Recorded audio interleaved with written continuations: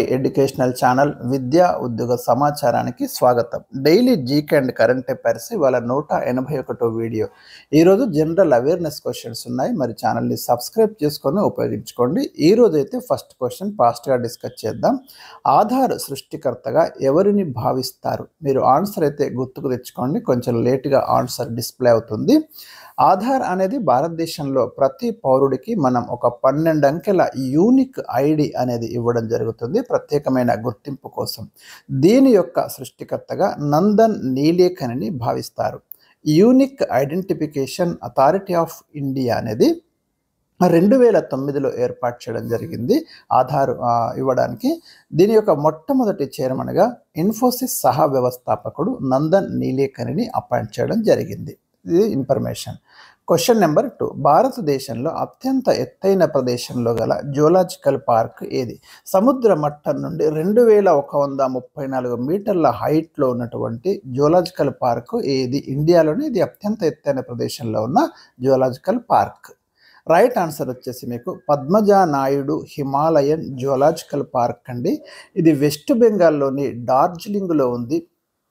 మీకు ఇంతకుముందు వీడియోలో కూడా నేను ఎక్స్ప్లెయిన్ చేశాను. ఈ పార్కులోనే మనకి స్నో లియోపార్డ్స్ కానివ్వండి, రెడ్ పాండా లాంటి అంతరించిపోతున్న జంతువుల్ని ప్రొటెక్ట్ చేయడం కోసము మనకి డిఎన్ఏ, వాటి యొక్క డిఎన్ఏని అయితే -196 డిగ్రీ సెంటిగ్రేడ్ వద్ద ప్రొటెక్ట్ చేస్తున్నాం. దీన్నే మనం ఫ్రోజన్ జూ అని పేర్కొంటున్నాం. ఇండియాలో మొట్టమొదటి ఫ్రోజన్ జూ ఇది.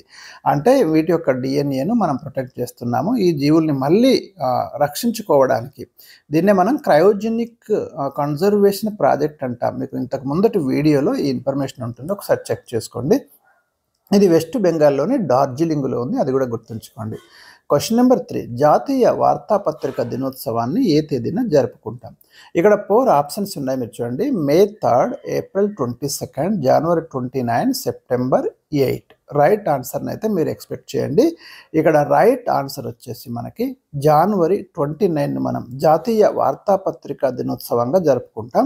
ఎందుకంటే భారతదేశంలో మొట్టమొదటి వార్తాపత్రిక బెంగాల్ గెజిట్ అండి. ఇది గుర్తుంచుకోండి, చాలా సార్లు క్వశ్చన్ వచ్చింది. ఇది బెంగాల్ గెజిట్ ఇండియాలో ఫస్ట్ న్యూస్ పేపరు. 1780లో మనకు కోల్కత్తాలో జేమ్స్ అగస్టస్ హిక్కీ ద్వారా ఈ పత్రిక ఏర్పాటు చేయడం జరిగింది. జనవరి 29నే మొదలైంది కాబట్టి దీన్ని జాతీయ వార్తాపత్రిక దినోత్సవంగా జరుపుకుంటున్నాం. ఒక యూరోపియన్ చేత ఇండియాలో మొట్టమొదటి వార్తాపత్రికను ఎస్టాబ్లిష్ చేయడం అనేది జరిగింది. ఇక May 3 అనేది ప్రపంచ పత్రికా స్వేచ్ఛా దినోత్సవం అండి. ఇది కూడా ప్రీవియస్ క్వశ్చన్. April 22 ధరిత్రి దినోత్సవం గుర్తుంచుకోండి. September 8 ఏమో అంతర్జాతీయ అక్షరాస్యత దినోత్సవం. Question number 4. East India company పరిపాలనలో ఒక బ్రిటిష్ కోర్టు తీర్పు ద్వారా ఉరితీయబడ్డ మొట్టమొదటి భారతీయుడు ఎవరు? చాలా ఇంపార్టెంట్ క్వశ్చన్ అండి. ఇది మోడర్న్ ఇండియన్ హిస్టరీ నుంచి ప్రీవియస్ క్వశ్చన్ కూడా. ఇక్కడ 4 ఆప్షన్స్ ఇచ్చాను నేను. మీర్ జాఫర్, భగత్ సింగ్, ఖుదీరామ్ బోస్, మహారాజా నందకుమార్. రైట్ ఆన్సర్ అయితే ఇక్కడ వచ్చేసి మనకి మహారాజా నందకుమార్ అండి. ఎందుకంటే బెంగాల్కు చెందిన మహారాజా నందకుమార్ వారన్ హెస్టింగ్స్, అంటే అప్పుడు బెంగాల్ యొక్క గవర్నర్ జనరల్గా ఉన్నాడు వారన్ హెస్టింగ్స్. బెంగాల్కి మొట్టమొదటి గవర్నర్ జనరల్ ఈయన. ఈ వారన్ హెస్టింగ్స్ యొక్క అవినీతి గురించి బెంగాల్ సుప్రీం కౌన్సిల్లో ఈ నందకుమార్ ఒక కంప్లైంట్ ఇస్తాడు. నందకుమార్ ఒక ట్యాక్స్ వసూలు చేసేటటువంటి అధికారి అండి ఆ ప్రాంతంలో.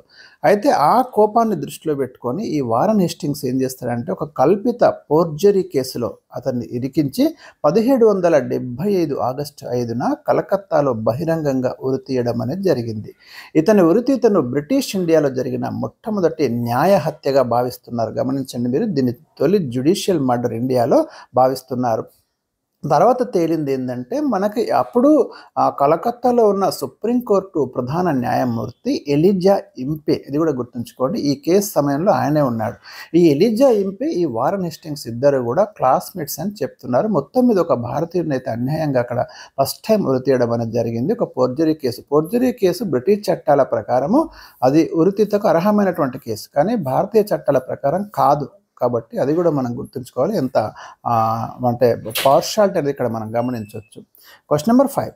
దేవాదుల ఎత్తిపోతల ప్రాజెక్టు ఏ జిల్లాలో కలదు? రైట్, ఇక్కడ 4 ఆప్షన్స్ ఉన్నాయి చూడండి. ములుగు, ఖమ్మం, వరంగల్, భద్రాద్రి, కొత్తగూడెం.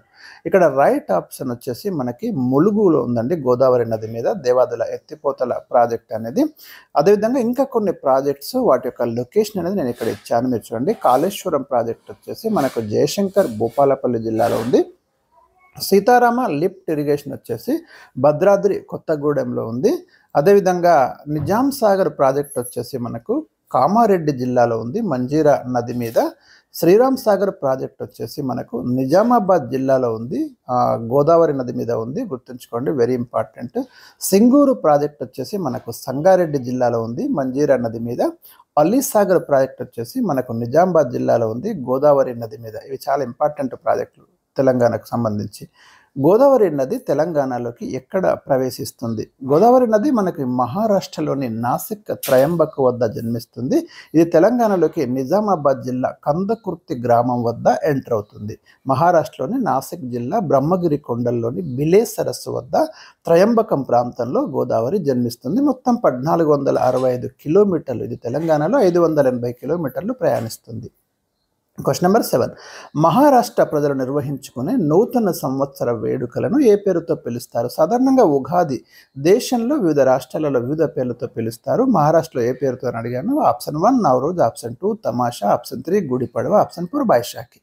రైట్ ఆన్సర్ వచ్చేసి ఇక్కడ గుడి పడవ ఇస్ ద రైట్ ఆన్సర్ అండి. చాలాసార్లు ప్రీవియస్ క్వశ్చన్ కూడా నవరోజ్ అనేదేమో పార్సీల యొక్క నూతన సంవత్సరాది, పార్సీ మతం వాళ్ళది. తమాషా అనేది ఒక జానపద నృత్యం అండి. ఇక్కడ గుడి పడవ ఇస్ ద రైట్ ఆన్సర్. మూడవది మరాఠీల నూతన సంవత్సరం గుడి పడవ. ఈ పండుగ రోజున సాంప్రదాయ దుస్తులు ధరించిన మహిళలు ఊరేగింపుగా నృత్యం చేస్తారు. Question number 8. ఏ రాష్ట్రంలో అత్యధికంగా వన్యమృగ సంరక్షణ కేంద్రాలు ఉన్నాయి? నేషనల్ పార్క్స్ అయితే కాదండి, ఇక్కడ వన్యమృగ సంరక్షణ కేంద్రాన్ని ఆప్షన్ అయితే నేను ఇక్కడ ఇవ్వడం జరిగింది. మీకు ఎంపీ, యూపీ, కర్ణాటక, మహారాష్ట్ర. ఇక్కడ ఎంపీ అయితే ఆన్సర్ కాదు ఇది, ఎందుకంటే ఇది టైపింగ్లో మీకు కలర్లో వచ్చింది, గుర్తుంచుకోండి. ఇక్కడ Maharashtra is the right answer అండి. మనకు అత్యధికంగా వన్యమృగ సంరక్షణ కేంద్రాలు ఉన్న స్టేట్ వచ్చేసి మహారాష్ట్ర, గుర్తుంచుకోండి. ఎంపీ మాత్రం పెట్టుకోకండి, బై మిస్టేక్ కలర్లో మీకు టైపింగ్లో వచ్చేసింది, ఆటోమేటిక్ కలర్లో సెట్ అయిపోయింది. Question number 9. మన దేశంలో కేంద్ర క్యాబినెట్ మంత్రిగా పనిచేసిన మొట్టమొదటి మహిళ ఎవరు? ఇక్కడ 4 ఆప్షన్స్ ఉన్నాయి. అమృత్ కౌర్, సుచేత కృపలాని, దుర్గాబాయి దేశ్ముఖ్, విజయలక్ష్మి పండిట్. రైట్ ఆన్సర్ వచ్చేసి ఇక్కడ అమృత్ కౌర్ మన దేశంలో మొట్టమొదటి కేంద్ర క్యాబినెట్ మంత్రిగా పనిచేశారు 1947 నుంచి 57 మధ్య. Question number 10. స్వదేశీ పరిజ్ఞానంతో తయారు చేసిన భారత్ తొలి తేలికపాటి పోరాట హెలికాప్టర్ పేరు ఏమిటి? రైట్, ఇక్కడ 4 ఆప్షన్స్ ఉన్నాయి. తేజస్, ప్రచండ్, ఆకాష్, నేత్ర అనే పేర్లు ఉన్నాయి. ఇక్కడ రైట్ ఆన్సర్ వచ్చేసి ప్రచండ్ అండి. ఇది తేజస్ అయితే యుద్ధ విమానం, ఇదేమో హెలికాప్టర్. ఇది తేలికపాటి పోరాట హెలికాప్టర్ ప్రచండ్. ఇది వీటిని హిందుస్థాన్ ఏరోనాటిక్స్ లిమిటెడ్ తయారు చేస్తుంది. సో ఇవి ఈరోజు నేను మీకు ఇచ్చినటువంటి ముఖ్యమైన ప్రశ్నలు.